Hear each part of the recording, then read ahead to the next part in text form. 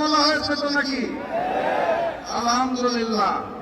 আর আজকের এই সমাবেশ থেকে স্পষ্ট ভাষায় জানিয়ে দিতে চাই, গণভোটের জনরায়ের আলোকে ওই জুলাই সনদ এই বিএনপি সরকার বাস্তবায়ন করবে না।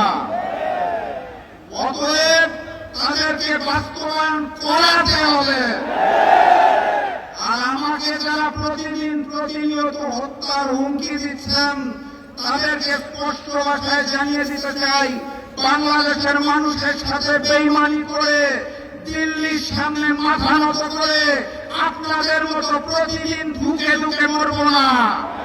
আল্লাহ নির্ধারিত সময়ে মৃত্যুবরণ করব, তার আগে পর্যন্ত ইনসাফের জন্য লড়ব ইনশাআল্লাহ।